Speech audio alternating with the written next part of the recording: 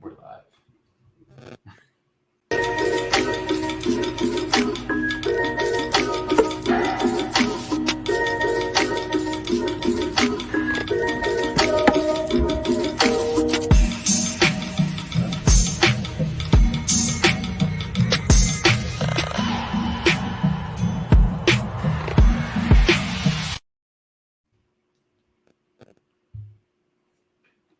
Feels absolutely amazing to be back, ladies and gentlemen.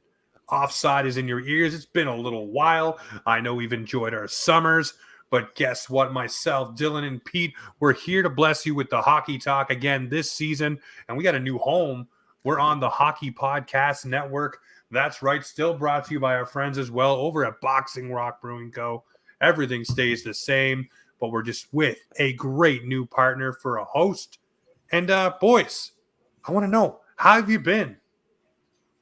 Well, James, you go. All right. Yeah, I've been great. I've been doing well. It's been a long summer. Been playing a lot of golf. Just itching to watch some hockey. But it's good to see your guys' faces, and we're here for a long time, and we'll have a good time here tonight. Dylan, what's going on, buddy? I am fresh off some holidays, so it feels good to be refreshed and, look back on the year and what has been. So I feel pretty great about that. And I'm freaking stoked to be on the Hockey Podcast Network. So let's freaking go. How about you, James? How the hell has your summer been? I know you have a little cottage on the way. It sounds like a little baby. You got a cottage on the way. We're working on that. The basement flooded, so we have the basement all tore up. You notice I'm not in my usual digs. I'm sitting by the wife's beautiful mantle. Everything's fully decorated. Nothing that I would ever do.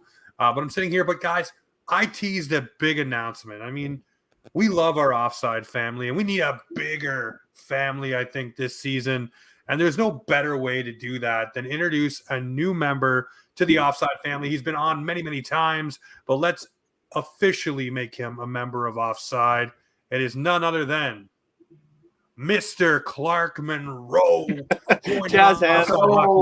This season. Let's go. Hey, gentlemen. Clark, good to be here. Welcome to the family, man. Yeah, James, we're all kind of in weird spots tonight. So you're in a different spot than you normally are. I'm in my aunt's basement in Moose Jaw, Saskatchewan. We're watching the Rider game today. Go Riders. They're currently beating the Winnipeg Blue Bombers, so screw those guys. Yeah, screw them. Yeah, screw them. But yeah, this is not my normal place. Obviously, for anyone who has watched in the past, I usually have a bunch of jerseys behind me. We'll figure that out for next time. But for right now, I'm just happy to be back. And this menu board over here has me excited, so I'm pretty pumped about it. Yes. So anyways, anybody, Clark is with us this season. We got Dylan back. We got Pete back. All the regular things will shake out throughout the season. The weekender will be Sundays. Wednesday nights will kick things off as well. The season will get rolling. We'll have great guests leading up to the season, much like last year. We had all kinds of great people swing by the show like Justin Bourne, etc. So we'll do that again. But ladies and gentlemen, we are here. We are back. And there is a ton to talk about. So I want to know, guys, this offseason for the Maple Leafs, what is your most exciting move for the Leafs? Clark, you're new. I'll let you go first. So for me, we talked a lot last year about Max Domi, and maybe one of these other guys can take Max Domi if they want. I was never a huge fan of the guy necessarily. I think he's a good fit, but my answer is Tyler Bertuzzi. I love what he's going to bring to this top six. I think he's going to be a firecracker. I think he might light a fire under a guy like Austin Matthews. I think if he can push him to be better, who knows the ceiling that Austin Matthews could have. So I got to go with Tyler Bertuzzi. And the best part about it is they're already talking about extending him in January. So we're not even looking at 1 year of Tyler Bertuzzi. We could be looking at 6 or 7 or 8 years of Tyler Bertuzzi. And I know his numbers last year weren't like super, super sexy, but you see what kind of game he can bring to this team, what kind of punch he can bring.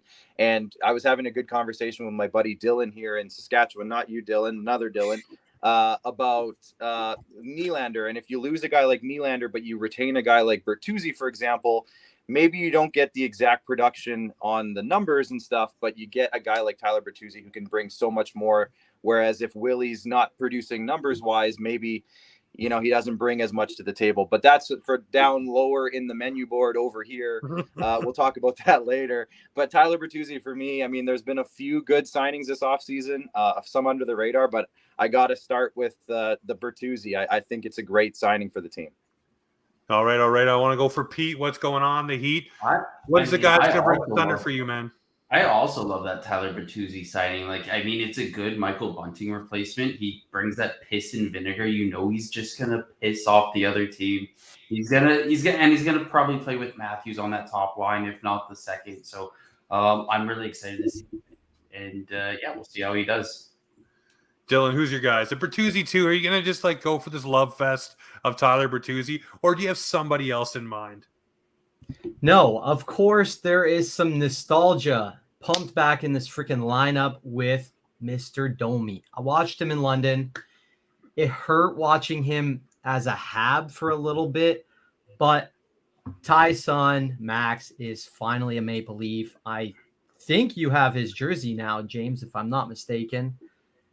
And I'm honestly looking forward to that. He can go up and down the lineup, and you guys know how hard I was on Kerfoot last year. So he is a way better replacement in my eyes than Kerfoot. So I love seeing Domi in this lineup.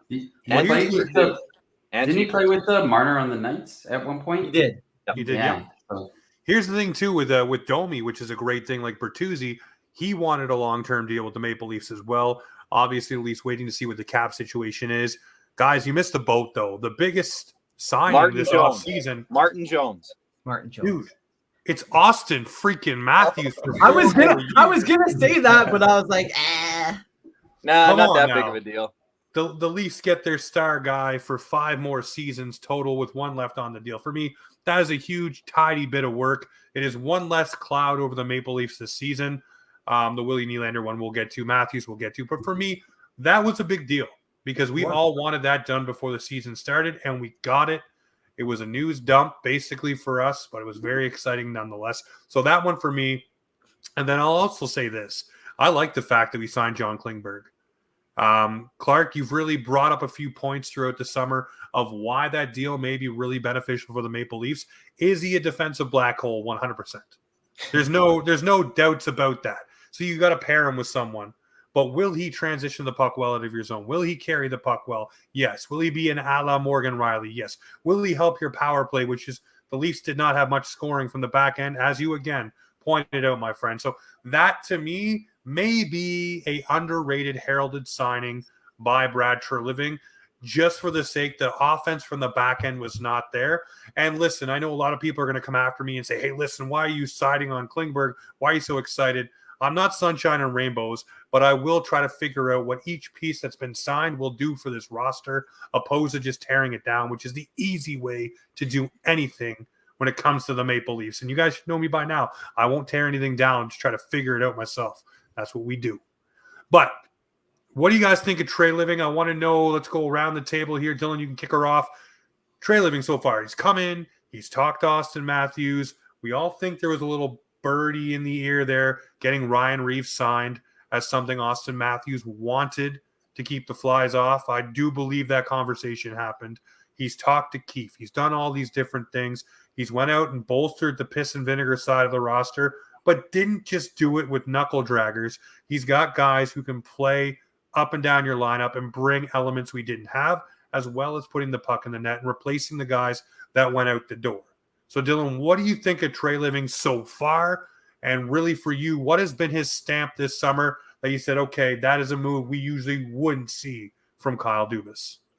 To be honest, he's done his due diligence. And if you look at the Calgary roster, he liked somebody like Lucic. And I think that's a big reason why he brought Ryan Reeves into the lineup, is because he loves to see that grit. He had somebody like Matthew Tkachuk on his roster at a time, and obviously you didn't really have that in the free agency, so he brought in Bertuzzi.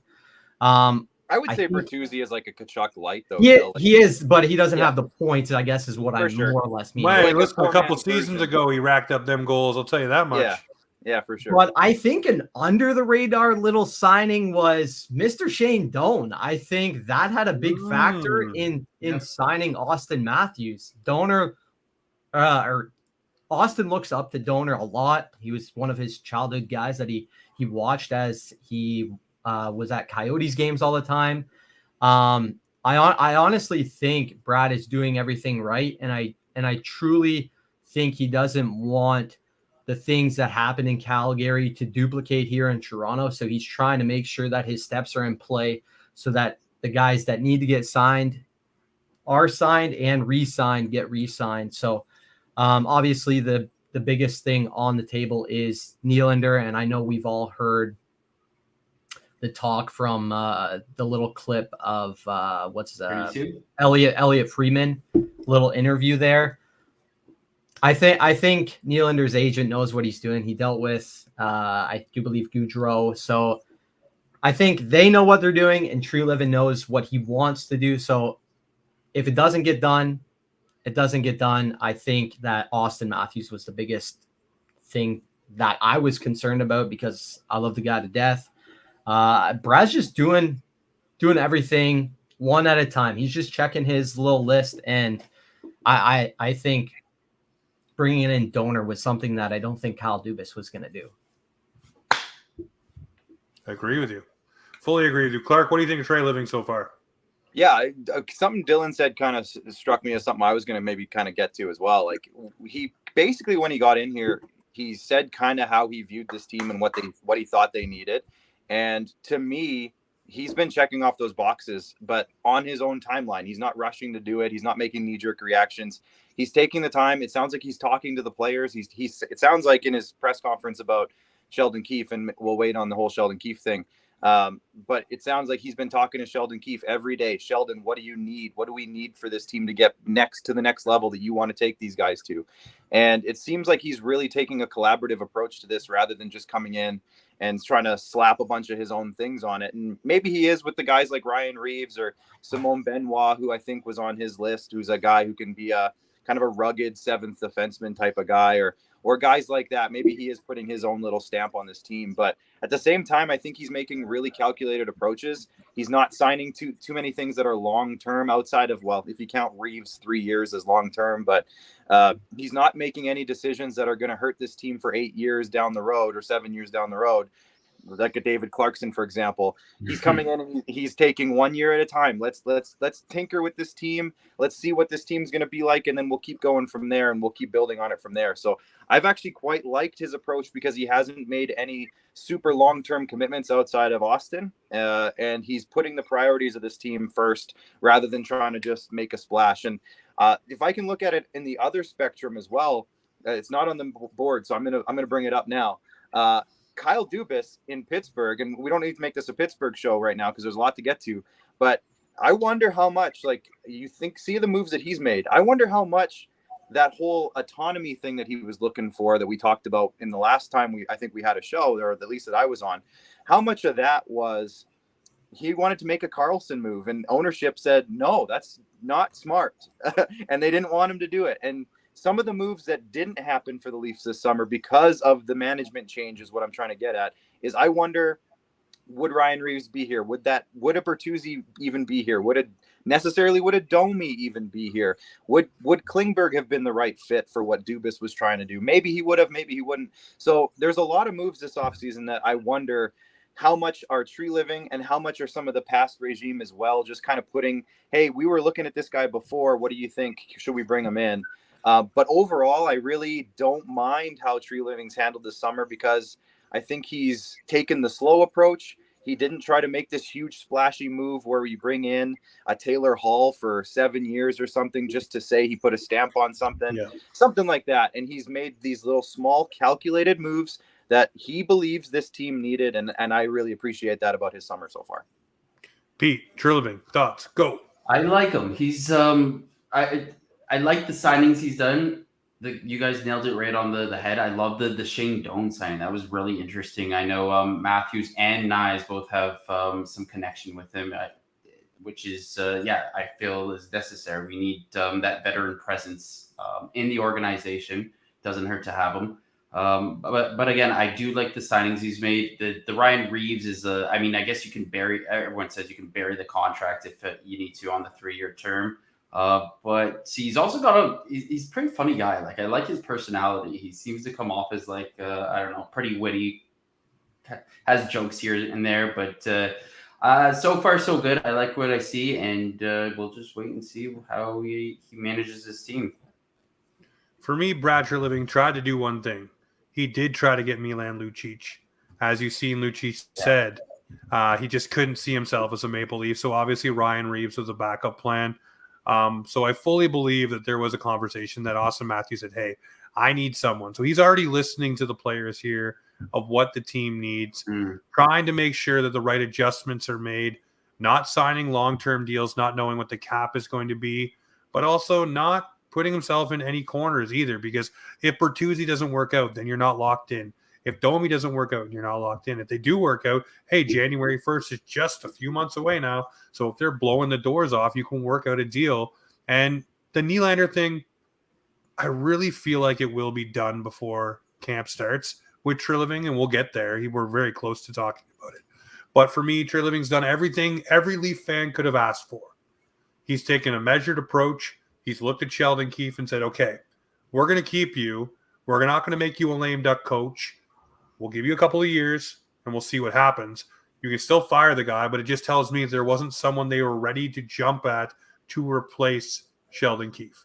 So he wants to see what he has under the hood. Could be a good thing. And if the players were vouching for the guy, why rock the boat so much when you first come in? It's always good as a manager to sit back and look at the lay of the land for 6 to 9 months and see what's in front of you before just completely gutting it, unless the team absolutely sucks, which the Leafs, by the way, guys, did not really suck last regular season. The playoffs, oh, by the way, they made it past the first round. Second round, not so hot, but they made steps. So let's just take it for what it is. I like what And he Treliving's done. signed Martin Jones. Martin Jones Really is like that signing. great signing. Hey, he had a lot of wins last year as a backup goalie. I'm just He did. He did. He did. And guess what? He will be a third string goaler for the Maple Leafs, and I guarantee you probably will not make it through waivers. Probably not. It's the Leafs. So. It's the Leafs. All right, so we're going to move on here. We're going to talk about Austin Matthews. Pretty excited about this one. It was a dark cloud all summer long. I don't know about you guys, but every time I've seen a day go by and Austin Matthews was not signed to an extension, it just made me stress about the season a little bit, because we all know how bad it was when William Nylander didn't sign, and we went right to December 1st, and it was just the constant, every single day, dark cloud of Nylander, and it just didn't leave the Leafs all of that season. Then you had the Babcock shenanigans, so it sucked to feel that was coming again, but times 2 with Matthews and Nylander. So now that you have Matthews done, and the things that he said about being a part of this organization, I'm really excited, man. This guy wants to be a Leaf. Everybody's knocking the 4 years. He's a guy who just wants to get every dime that he can the proper way. And most players of other leagues, whether it's the NBA, the NFL, the MLB, try to maximize their earning windows. Can't blame a guy for doing it. But he wants to be a Maple Leaf, and he wants to win here. Because, by the way, he could have took almost $16 million as the highest paid player, is what he could have went up to. Like Treliving said, he could have been paid whatever he wanted on the open market, which he would have gotten. He didn't. 13.25, still a lot of money. But guess what? It's not a huge range off of what he was making.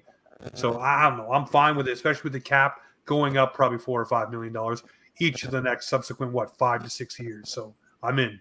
What do you guys think of Matthews? What was your instant reaction, Pete? My instant reaction was, holy smokes, he just told everyone he's signed. I've never seen that before. I think, what was it, an error where he was supposed to wait for the contract to get announced, but he tweeted on X now that I'm happy to be part of this new organization, which was I was like, wow, that's a bold move. I'm glad he's signing. What a man. But no, I like it. I obviously wanted those 8 years, but I've been listening to podcasts, radio shows, and just hearing perspective on it, and it does make sense to go 4 years, and then you can sign the 8-year ticket. if he wants, obviously. But we're still going to have Austin Matthews in his prime. He's still taking a discount. He definitely, like you say, you could have asked for a lot more. I think, what was the number? It was like 1.3 million more he made from his last contract. Yeah. And he doesn't have that stupid 34 at the end of his, like, I don't know. It's still in there. It's still in there. Yeah, it's still in there. Oh my God. Steve Dangle's losing his mind then. But I like the contract. I'd like to hear what you guys have to say about it. Clarker. Yeah, I mean, here's the best part about this is Austin Matthews now is almost guaranteed to turn into the all-time best goal scorer in Toronto Maple Leafs history during this next contract. And for us to all be sitting here and be having witnessed this guy's career from start to finish as a Toronto Maple Leaf, hopefully to finish as a Toronto Maple Leaf, but to see him rise to this level that we've literally none of us have ever seen in our lives, or nobody else has ever seen before that in this 100-year franchise, to see this player. We saw him as a rookie score 4 goals in one of his first games, and now he's going to be, by the end of this contract, the best goal scorer in Toronto Maple Leafs history. He's only 120 goals away from Mats Sundin's record, so like he's like literally 2.5 seasons away from passing this record if he stays healthy, of course. But like, I mean, if he scores 40 goals for the next 3 years, then he's got 2 more years to just play around and set the record however he wants to set it. That's not out of, he's going to score 40 goals by the All-Star break one of these years, I have a feeling. So like this is one of those players. He's been my guy since he got into this league. He's the ego of the team, but at the same time, he drives so much of what makes this team good. And I can't wait to watch him just ripping wrist shots past goaltenders for the next 5 years. There's not much else to say because it's just, this is the best news possible. And we get to see one of the best players in this team's franchise history for another 5 years. And whatever the number is, honestly, don't care. 5 more years of Austin Matthews. That's all I got. No, in for it. Dilly, what do you think? You know how lucky we are? Not only do we get to see him score a bunch of goals, but in 2016, out of the top 3 picks, he is the only one to stay with his team. He hasn't moved. And out of the top 10, there's only 3 guys that have stuck with their team. This guy wants to play here. I'm super excited that he's here. It feels a little weird. I'm not going to lie. I haven't focused on hockey as much as I do now. And he is literally 6 months older than me. And I'm just going to grow with him every single year that he gets older. And it just blows my mind. Like, yes, he makes probably $13 million more than I ever will in my life, but he's here to stay. He's here to put the puck in the back of the net, and I couldn't be fucking happier. He's a true gem. I met the guy right before he signed his last contract. Too bad I couldn't meet him just before he signed this one, but I truly think that more NHL players should break it how he broke it on X. I'll call it. I wanted to say Twitter. Oh, I hate but it. So I love that part of social media now. He got to break it. It wasn't some beat reporter, news reporter, whatever it was. I thought that was really cool. And 34 for life. Austin, Dylan, I just want to say if you're making 0.25 million a year, I'm jealous of you, my man. No. I said in my lifetime. If I'm making that, boys, we'll have I got to get into your career, whatever you're doing, if that's the case. We've offside, man. You're here. You're good. That's true. Good point. James, before you make your point, I'd like to hear your boys. Do you think he'll be captain at some point for this team? Yes. Yeah. You think so? I'd like to see Morgan Riley with the C. Yeah, I'm slightly torn, but I'm going to say probably. I'm going to say more than likely. I'm actually kind of curious what's going to happen come Tavares' contract expiration, but we can talk about that later. But as long as he doesn't moon any police officers in Phoenix or Vegas or wherever he was anywhere, he'll be the captain. Forgot about that. But but He'll be the captain. Just keep like your pants 19. on. Just keep your pants on, Austin. You'll be the captain. That's a really hard task. Yeah. all right, before we jump into William Nylander, let's get a little read here from our sponsors over at DraftKings. Just 1 second. We will play the video, and be back on the other side.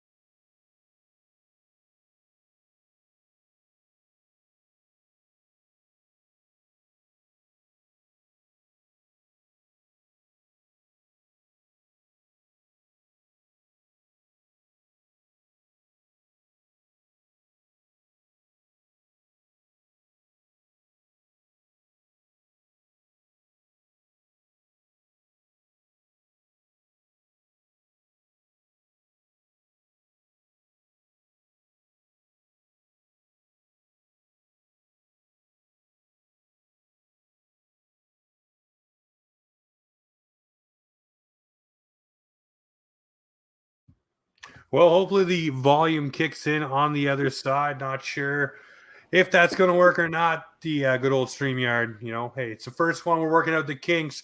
We will figure it out. If not, I'll add it in. Shout out to Kyle and the crew over at the Hockey Podcast Network. That is DraftKings. Promo code THPN. Get in there. The NFL is back. Why not? Get yourself 200 free bucks from our friends over at DraftKings. Go check it out. Use the promo code THPN and get in there today. All right, so we're talking about William Nylander. We all seen the interview with Elliot Friedman. We all heard him and Jeff trying to grill Willie and get some information out of him. And he was like a vault. But here's the thing. A lot of people were saying, well, he just said the same old generic stuff anybody would say. Actually, there's been a lot of guys who say, I'm not going to comment on that, or I don't have anything to say towards that right now. Whatever happens, happens. Whatever word salad you want to throw at it. But he actually made sure to say he wants to be in Toronto. There is nowhere else he would rather play. The only thing he did say was the number stuff is not for him. It's between him and his agent, not for him. He's not worried about that stuff. It'll work itself out. He doesn't want to go anywhere. He's not worried. As we all know, he's always cool as a cucumber. So he basically was saying, hey, guys, calm down. I'm here. I'm staying. I got 1 year left. We will work through it and figure it out, but I don't want to go anywhere. So let's pour some cold water on that. I want to know, guys, what do you think of William Nylander? Obviously, he wants $10 million. The cap will go up. Is this guy worth $10 million on your roster, knowing what we know with the cap situation and how it will elevate, and Mitch Marner coming around? But then John Tavares is probably taking a lesser deal as well. Clark, the floor is yours on Mr. 88. I'm so torn on Willie Nylander because, I want to be the supporter of him. I have been for so many years where I've, said we need this guy on our team. He's more important than people give him credit for, et cetera, et cetera. And I've seen this kid grow up. I call him a kid. He's, 26, 27 now. But I've seen this player grow and develop from an offense-first, neutral zone floater, nothing in the D zone, to, taking pucks away on the regular. This guy's a takeaway machine now. And I honestly think he could play penalty kill if you put him out there, and he'd be pretty good at it at this point in his career. I wouldn't have said that 3 or 4 years ago. But this player, he's coming off a 40-goal season. He's probably going to get 40 goals now pretty much from here on. I think he's that kind of player now. And when you look at how much you pay 40 goal scorers, it's $10 million. That's what those guys get when they're consistent. And he is consistent. He's always been consistent. Look at his numbers throughout his career. He's only grown every single season. He's gotten better and better. He's a point per game kind of guy. And he's a guy that you can always put on the first line if Mitch Marner needs to go on another line or whatever. He can move around. If you really needed him to, he could probably be your third line Phil Kessel playoff matchup kind of guy. We've seen that as well. So I really think this guy is kind of a key cog to this team. At this exact amount of money that he's currently making, he's like a dreamboat. But the hard part is that he needs a raise just like everybody else, and he's deserved it and he's earned it. So $10 million scares the crap out of me. But like you said, with the landscape of the league changing a little bit, with John Tavares probably coming off the books in a couple of years, at least what he's making currently, man, I have a hard time not just signing this guy and dealing with it later. That's kind of where I'm at right now. Keep him on the team, sign him, deal with it later, figure it out after. But at the same time, it's like, can you slow play this one a little bit and maybe somehow look at maximizing him in some sort of trade down the road? It's just hard because he's got a no move clause. So it's like, there's so many factors that go into this. I just have a really hard time seeing him in any other jersey because I love this player. I've been a supporter and defender of him for a lot of years. And I'd love to see 40 goals from him, 75 assists from Marner, and 60 goals from Matthews for the next 5 to 7 years or however long it is. And let's just keep it going. Why not? Let's do it. Let's roll. Okay, Pete. William Nylander. Where are you at? He's such a good player. He's one of the best right wingers in the NHL, at least I think. And you can even throw him on the center. Like he's a very good, like he's a utility player almost. But he puts the puck in the net, and he took a discount. I would say he took a discount.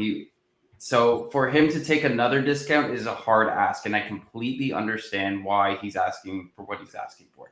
$10 million, seems reasonable from his end. It doesn't fit as well from at least the Leafs perspective, because obviously the salary cap with the Leafs right now is really tight. And if you're going to lock it up in those 4 or 5 players, it's going to be tough.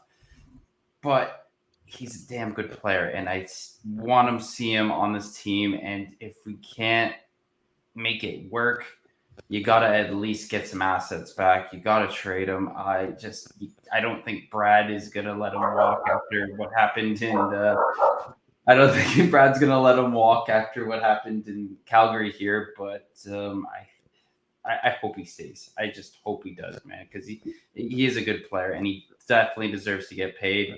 And he is going to get paid here. You stay in Toronto, you're going to get lots of endorsement deals, right? Like it comes with living in Toronto. So, Willie, please stay. I think I've said this before. Willie's just like a pro's pro. Like he was meant to play the game, and he just does everything that a pro should do. And I think it stems from his father teaching him a lot of those things. But he has developed into a player that you want to keep on this team. It's like Clark said, he's not just all offense like Ovechkin some of the time. I know that I could go on a list of comparables, but in a general sense, I think if you're in Toronto, you want more money because of this bullshit that you have to deal with. To not put it lightly, you got to deal with the 25 media guys or more every single day. These guys become monotoned and they don't express their characteristics because they have lights on them 24/7. I think it would be a lot to handle. I cheer for the team, but I truly think that it would be a lot to handle. And I know we've touched on, they should be more like the NBA and become their own person and post more, or become their own product kind of sort of thing. But I think in Toronto, it's hard sometimes. You get the endorsement deals, but there's only so much you can do when it becomes so much on not only yourself but your body in general. So my sweet spot is anywhere from 8 to 10 if we're talking numbers, but honestly, I think these 3 boys want to stay together. And to be honest, if I think in a year or 2 when Tavares comes off, my ideal for him would be $6 million. So that's what $5 million coming off the books. you're biting back on Tavares and giving it to somebody else. It's going to happen. So, and who knows? Maybe when Tavares is up in 2 years, Nylander's going to step into that 2 center role position. Like he can do it. So he's very good at playing center and wing. So I think it's going to happen. And if not, I don't think Tree's gonna let it happen. What happened in Calgary. So I think it's going to happen. I'd love to see him here. So I think the boys know that they can win here too. So they might have to bite a bullet, but I think it'll happen eventually. Listen, I mean, there's a lot of people rolling their eyes right now, and I can feel it. You know, us saying, well, William Nylander's worth $10 million. Yes, there are nights that he frustrates the hell out of you and he needs time off, or you feel he does. He's not a board battler. He's not a grinder in the corner. He never will be. But go look at where he scores most of his goals, guys. It's right in front of the net. He's battling right in front of the net to put the puck in. You said it best, Clark. He's stripping guys. He's actually improved those elements of his game. For me, yeah, $10 million. It sucks right now. Yes. But talk to me in 3 years when the cap's gone up probably about $15 million. And you then have John Tavares on probably a $5-6 million deal. And you have more cap space to worry about. It's the same thing we used to talk about. You look at cap comparables, you look at how guys are performing, and then you say, okay, well, this guy is going to want this much more because of how he's performing next to a Pasternak or et cetera, as the cap rises, guys want more of their pie. William Nylander's earned it. Let him eat a slice of pie. Let him be a Maple Leaf and let them go on a run. Let's see what happens. The next thing for me, guys, is the Maple Leafs defense. A lot of people are kind of upset that Klingberg really was the only addition. I disagree. McCabe, come on down. This guy has not played a full season with the Toronto Maple Leafs. And before he joined the Chicago Blackhawks, he was actually a pretty damn good defenseman. I'm not worried about what he did with Chicago. I'm worried about what I know he can bring. He has speed. He hits. He blocks shots. And he doesn't take crap off anyone. He's another guy with a little snarl to his game. And the Leafs will now get the benefit of him in their system for an entire season. I think it's really going to benefit the Maple Leafs more than people expect. So I'm very excited about that. You have McCabe. You have Gio, which you will definitely leave on your bottom pair, Trey Living and Sheldon Keefe. Let the guy be old. Okay, don't use him too much. Almost. Liljegren will take a big step. I do fully believe he will. Without having to worry about being bounced in and out of the lineup, I think he will take a stranglehold and show us some more to his game. Riley will not be an offensive black hole like he was last year. That was an anomaly. TJ Brody is going to be fully healthy and ready to go and look like that guy who's going to help you build a shed on a Sunday morning. Trust me, he will be there. He's dependable, and he makes guys who take risk like Riley and like Klingberg this year, he makes them be able to do those things and have a safety blanket behind them. So I'm not worried about this defense. Am I worried more so about the fact we don't have the depth we used to have? Yes, because we do have Connor Timmins. We did sign Benoit. We did sign a couple of other lower tier guys. But look at last year, how far they dug down the line to bring guys in. Jordy Ben was one.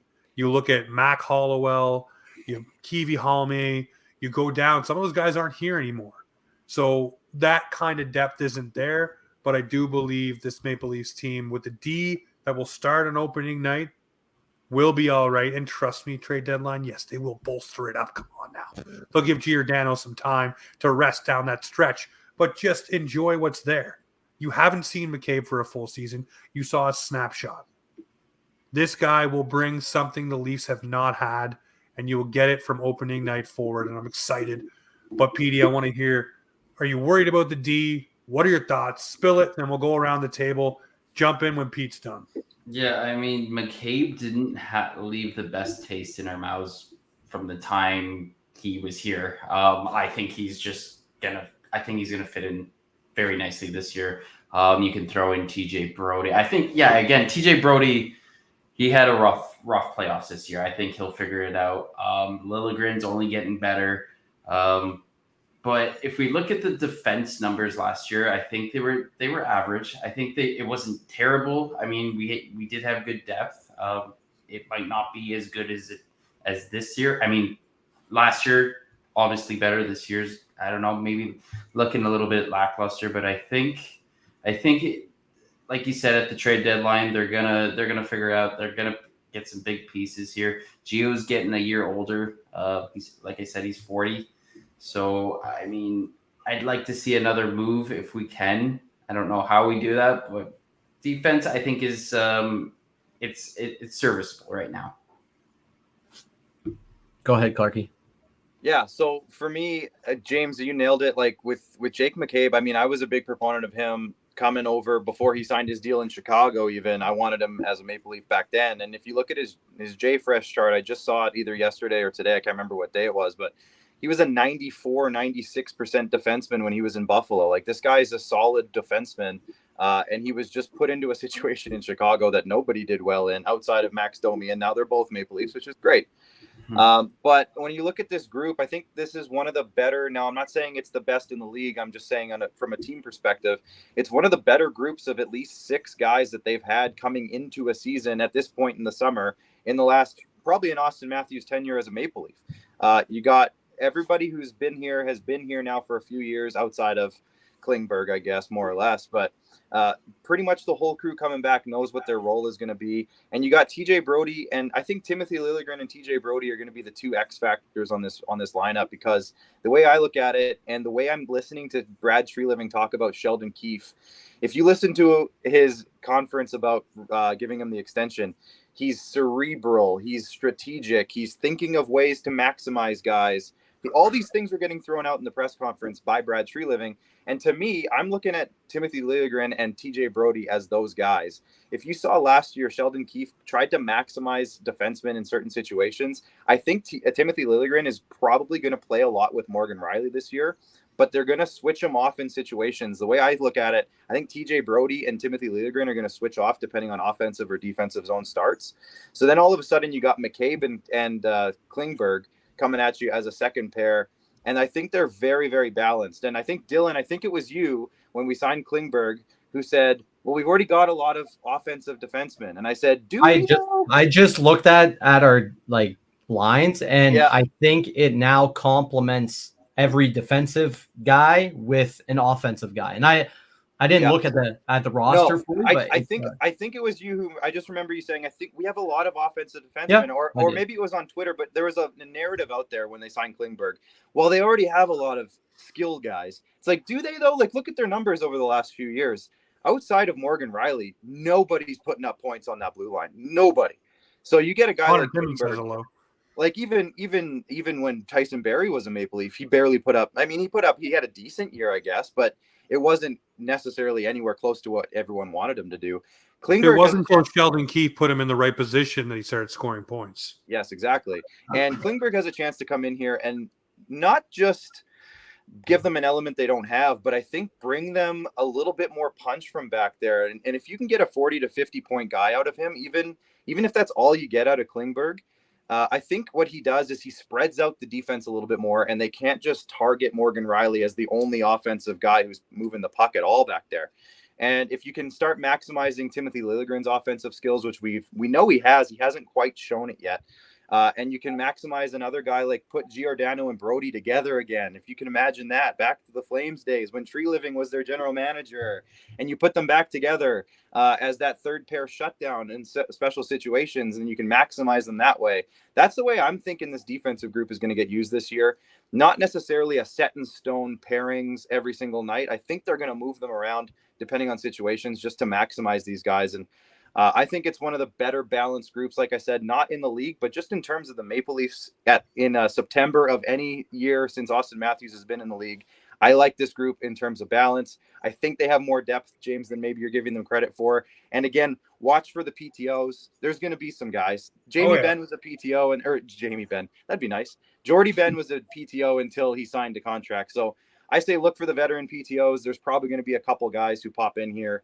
Maybe one or two of them even make the roster even, and we'll see how it goes. But I also kind of don't mind this Simone Benoit, his numbers, his hit numbers, his block shot numbers. I think he's a better fit than maybe we even know yet. And he's pretty young too. So I think some of the moves they've made have been really interesting, and I really like the balance of this group so far. And just before I let Dylan talk, my phone might be dying soon, so if it does, I might have to hop out. But we're getting close, so we're good. But I'm going to stay on until it dies. Okay. Yeah, no, I actually like your point on the Liljegren and Brody thing, because it allows Riley to finally have a right-handed shot that has grown into the role. We don't have a lot of right-handed shots, and it would complement Morgan a lot. Could have brought back Justin Hall, Dylan.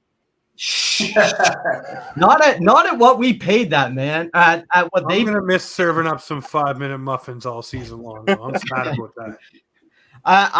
I hope we don't see a new Jake Gardner or Justin Hall on this decor, but no, this decor looks good. You can slot in our depth guys if Gio is not feeling up to it or whatever. But that man's a freaking horse, and he wants to, but you got to give him some time so he can play in the playoffs. So I understand that, and leave some gas in the damn tank for a run, Gio. That whole nostalgia of bringing the Gio and Brody little pairing back would be a chef's kiss. So I do love that as well. I'm looking forward to what Klingberg can bring. If I said that there's too much offense, it is what it is. But I don't know if that's necessarily the word. No. It's it fine. was in our group chat, and it was me and Dylan both saying we need more physicality. We need more physicality, and that's where I was just kind of saying, like, I think we're underrating how bad the production has been on this blue line for a few years now. That's all I was trying to say. And no, like last year is a great example. Like Riley had a big hiccup in the regular season. Like I think he scored under 5 goals in the regular season, and then he went off in the playoffs, which obviously is good to see, but we hope we see playoff Riley rather than regular season Riley in the regular season. So obviously I think this decor can hold it down.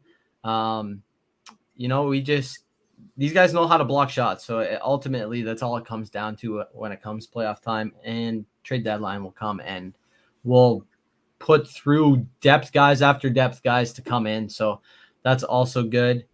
I know we're not going to touch on it, but they are part of the defensive core. So I am looking forward to Joseph Woll in net this year as a 1A, 1B guy. I think say Justin Hall just now. You put it in my head. There will be time to talk about the goalies on another episode. I promise you, they're not on the list for a reason. That's fair. Anyways, I'm looking forward to what he can do in a rookie campaign. But yeah. All right. Well, I think we went through what I said, so we'll see what happens here. But I think you're right, Clark. There will be some PTO, some guys brought in. And there are some value names out there, too, that could really add to this Leafs roster that is already $3.4 million over the cap. So we'll see how they get down below that as well. So we'll go from there. The last 3 items on our board, Nyes, Keefe, and the Atlantic. We're going to go rapid fire here. We were doing that towards the end of last season. It really worked out well. So we'll go around the horn, couple word answers on every topic here. So we'll start off with Nyes. Rookie year thought. Pete, what is your thought for Matthew Nyes? I'm so excited to watch this kid play. I wasn't expecting what we saw when we got to the playoffs. That kid is electric. I am absolutely still fuming from no one doing anything when Sam Bennett decided to freaking judo lift this guy onto the ice, give him a concussion. Hope he's okay now. It's hard to come back from a concussion, but I'm excited to see him to play. Excited to see him to play this year. Matthew Nyes, another Arizona product, might I say. He looked fabulous in the playoffs, and might I say he was the guy on the freaking boards who let us go through to the second round. This guy knows how to play. He's got that, not Killorn. I'm looking for the guy in New York. Anyways, whatever. He's a power forward. He knows how to play. You need guys in the lineup like him. I really love him, and I'm going to invest in some of his young guns. I had to put that in there. Yeah, no, I'm loving this guy. I think he brings a size element that we haven't had in that spot for a while. He brings skill that we haven't had. He's a decent skater. And I think when you look at the left wing depth right now of Bertuzzi, him, if he starts with Tavares, which I kind of hope they do, and then Domi, that's probably the best three left wingers this team has seen. I mean, Pierre Engvall's gone, so can we all just get a quick little clap, a quick little Pierre Engvall's out the door? We went from Bunting, Engvall, and Mikheyev to Bertuzzi, Domi, and Nyes, and I'm pretty pumped about it. Over the last couple of years, it's developed that way. So, yeah, I'm looking forward to Nyes. I think if he stays on that second line and you push Domi down to the third line to balance out the lines, I love that. You get Domi with Yarncroke on the third line, then whoever, if they put Kampf on there, I like that third line. I think that's got some punch. It's got some elements to it that they didn't have last year. And you leave Nyes on that second line with Tavares and Nylander. Like, I just think that's a really exciting thing to think about. I think Matthew Nyes, you can see him getting like a 20-goal rookie season type thing. Maybe he's an underrated playmaker. Like, he's not just a power forward. I think you can see him getting 40 to 50 points. So I'm really looking forward to this kid. I think he's got a huge ceiling, and he fits so well into this lineup. So I'm just looking forward to seeing how it all works out. Here's for me, Matthew Nyes is a dark horse for the Calder. I was going to say it. I just didn't want to sound too cocky. No, you're allowed to I'm not being cocky about it. Because we talk about the Leafs. That's all we are. Bedard does not take off in Chicago with the year and the team that they have there. Matthew Nyes potentially could, but I do see Matthew Nyes playing on the penalty kill. His stick lifting prowess and the way he can strip the puck, I really do think, and he will put his body on the line blocking shots as well. And that'll just make him better defensively too, and it would just make him a better player overall. So I love that idea. Sounds like a little gamble we have to make on DraftKings. Don't forget to use THPN promo code. There you go. Let's go. What a pump! Love it. Yeah, so I'm looking Matthew Nyes for me. I'll throw out a number, guys. I'm going to do some of these videos coming up, but I'm saying 23 and 23 for Matthew Nyes. 23 goals, 23 assists. We'll have to look at the under and over on DraftKings, but I think. Like, I think he could play top six. So I'm pushing over 25 goals and 32 assists. Ooh. All right. Whoa. I went 23 and 23. Keep it with the number, but we'll go with it. All right. So next thing is Keefe. Just keep it short, sweet, and simple. What are your thoughts on Keefe for this season? For me, he's got to get out of the gate good. There's got to be no problems in the first couple of months like there has been the past couple of seasons. Really solidify himself under Trey Living, and that will bode well for his season. Also, we will finally see a guy in Sheldon Keefe without Kyle Dubas making him walk back, holding guys accountable. Say what you will. I do not care. That did happen. Kyle Dubas did smack him and say, walk it back. You don't treat your players like that. Now you will see a coach hold guys accountable and make them accountable on a nightly basis, and I cannot freaking wait. I'll start this one. I think that not only him getting re-signed hushes a lot of the media aspect, but bringing in some very solid assistance is going to help him down the stretch. It only complements the fact that, he's had 2, maybe 3, I forget how many seasons he's been because of COVID, but great regular seasons. We've hiccuped in the playoffs, but we got through to the second round this past year. And a guy like Guy Boucher has made it to the conference finals. I think that's going to really be a great asset to him to lean on in times that are rough, in patches where, he doesn't have an idea of what to do in the regular season or come playoffs. And I think Keefe deserves the extension, and I look forward to watching what he does with the lineups heading into the season.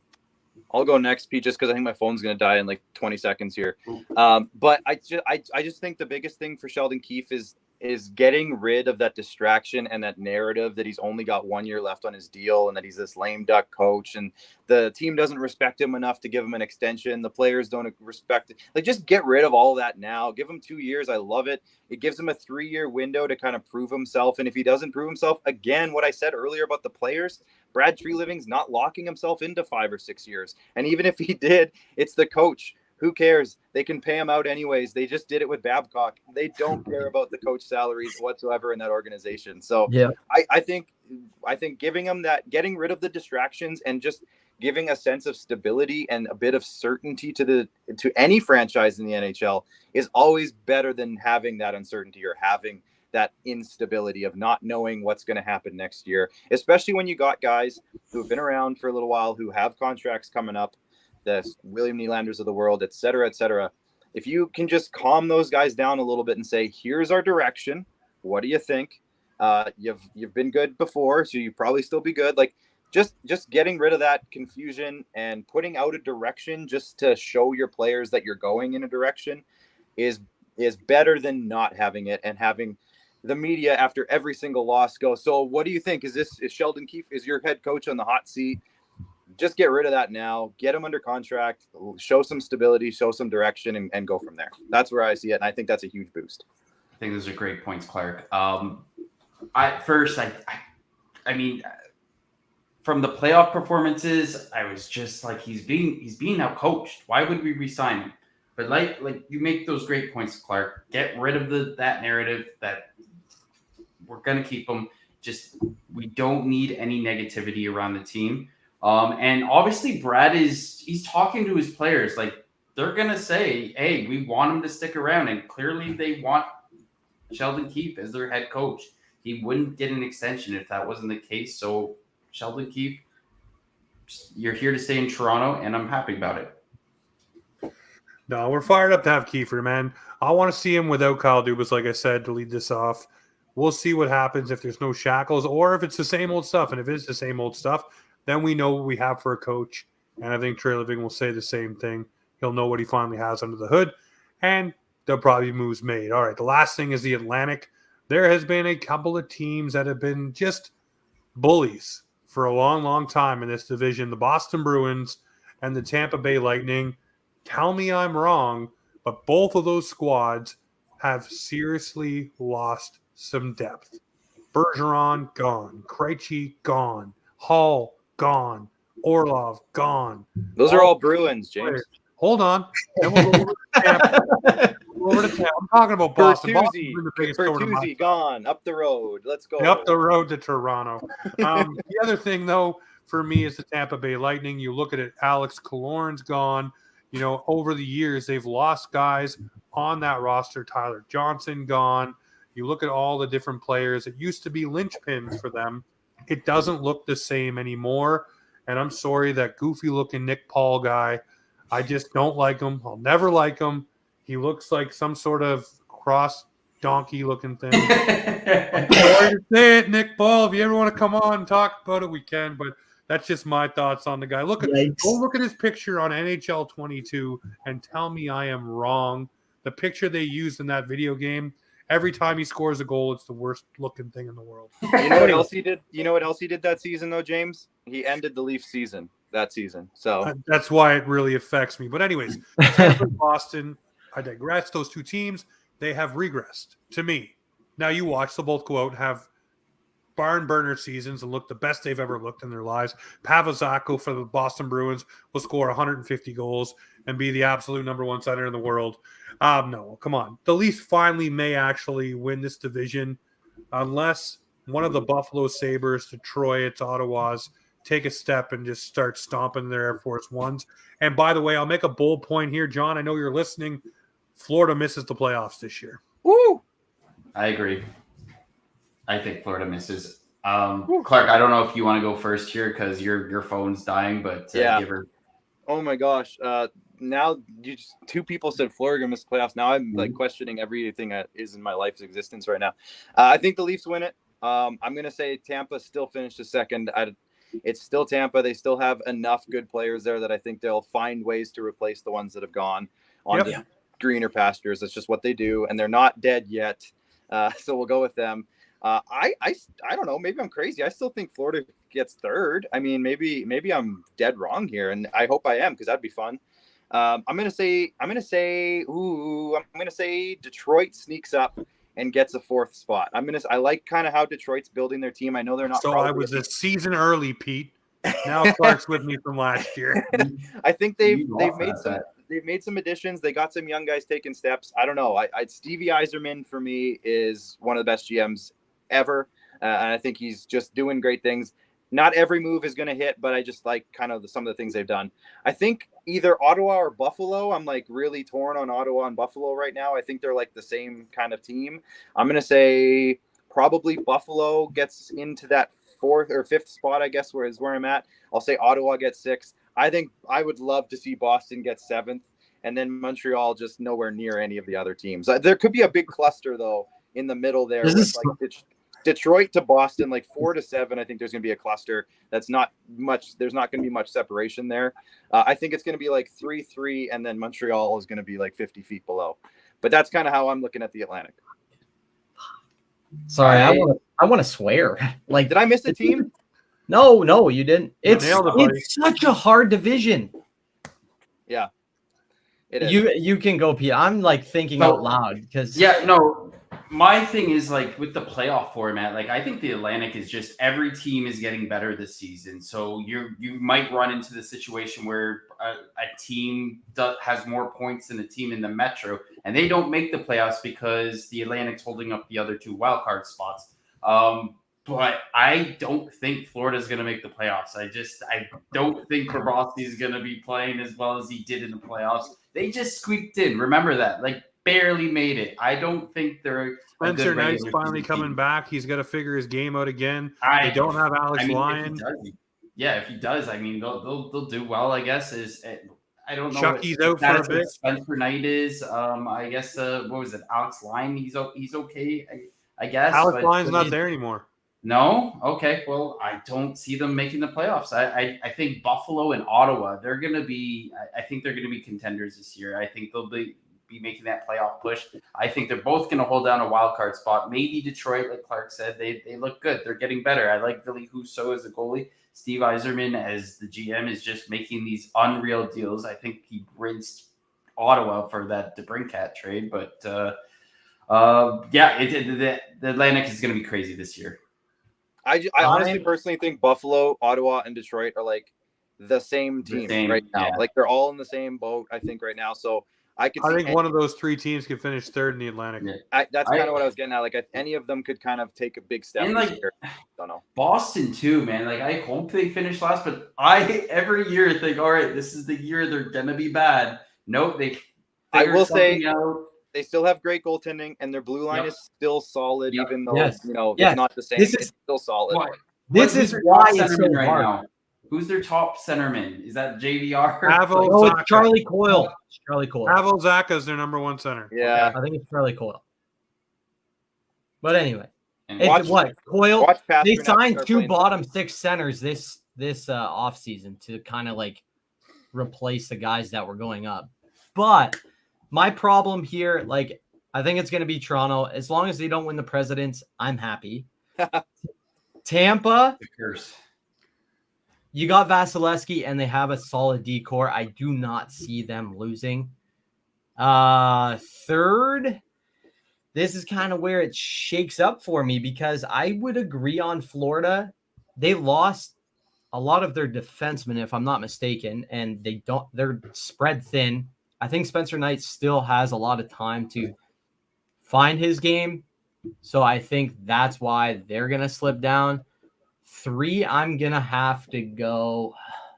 This is so hard because Buffalo has the forwards and the D, and they have a rookie goalie or rookie goalies.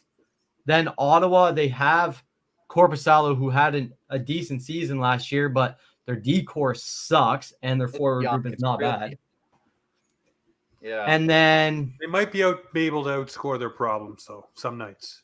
And then they're going to be like what the Leafs were like 2 years into Matthews, Marner, Nylander. That's true. They'll be fun to watch. They'll be really exciting, but they won't win as much as people probably hope they do. Yeah. And then with Detroit, I might be in the total left field, but I think some of the signings that Stevie Y has made have been overrated. Yes. In my opinion, the defense core, like, they're big and burly, but I don't think they can keep up with the speed of the Atlantic. And then, like, I think Husso's their goalie right now, and I don't know who their backup is, so I don't know how that tandem's going to go. I actually, it's Nedeljkovic.